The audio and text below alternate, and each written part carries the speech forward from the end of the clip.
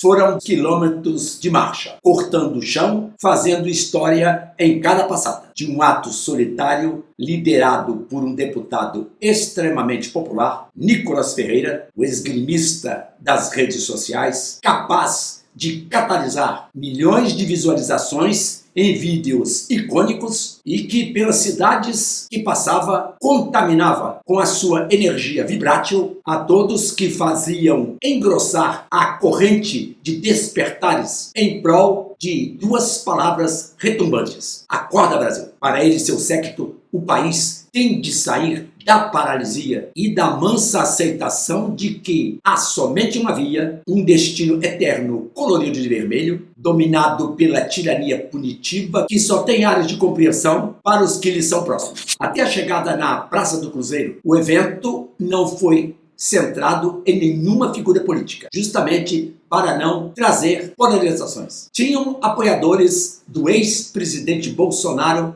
no evento, mas o mote da manifestação foi uma causa comum. Vale dizer, a recuperação da cidadania ultrajada por comportamentos hostis e agressivos da parte do consórcio de poder. Contribuiu para a consolidação do ato a explosão de escândalos em dimensão substantiva, dia após dia, numa escalada desrespeitosa e cruel com quem trabalha e que é expoliado por um modelo de tributação que toma de forma desproporcional a renda do contribuinte. Outras bandeiras impulsionadoras dos peregrinos foram a liberdade de expressão e o clamor contra a crueza condenatória dos manifestantes do 8 de janeiro, todas conduzidas pela liderança firme e inconteste do grande guerreiro Nicolas Ferreira, um fenômeno comunicacional refletido na marca de 20 milhões de seguidores nas redes sociais, número que provoca ondas de choque na militância progressista, que bufa de ódio do alto da esquizofrenia de cabelos vermelhos e pele desbotada. Sem dúvida, Nicolas firmou a imagem de condutor de patriotas, cuja liderança jovem